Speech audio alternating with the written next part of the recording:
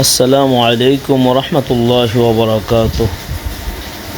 সম্মানিত দর্শক বন্ধুগণ, দেশ ও দেশের বাইরে যারা আছেন, যারা আমার এই বয়সটা শুনছেন, ভিডিওটা দেখছেন, আজকে আমরা একটা দোয়া শিখব। যে বৃষ্টির সময় চলতেছে, এখন বৃষ্টির সময়ে আল্লাহ নবী সাল্লাল্লাহু আলাইহি ওয়াসাল্লাম বলেন যে তোমরা বৃষ্টির সময় বেশি বেশি দোয়া করো। দুই সময়ের দোয়া আল্লাহ তাআলা কখনোই ফিরিয়ে দেন না, অথবা দুই সময়ে আল্লাহ তাআলার কাছে বেশি বেশি দোয়া করা উচিত। এক নাম্বার হলো, যখন বৃষ্টি বর্ষিত হয় তখন বেশি বেশি করে আল্লাহর কাছে দোয়া করা হয়।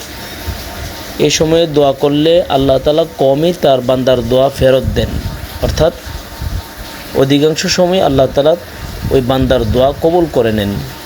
দ্বিতীয় নাম্বার হলো আজানের সময় দোয়া করা। এই দোয়া করলে ওই সময়ও দোয়া কবুল হয়। তো এখন বৃষ্টি চলতেছে, আমরা সকলেই এই বৃষ্টির সময় আল্লাহ তাআলার কাছে বেশি বেশি দোয়া করব, আল্লাহ তাআলা যেন আমাদের মনের সমস্ত আশাগুলো পূর্ণ করে দেন।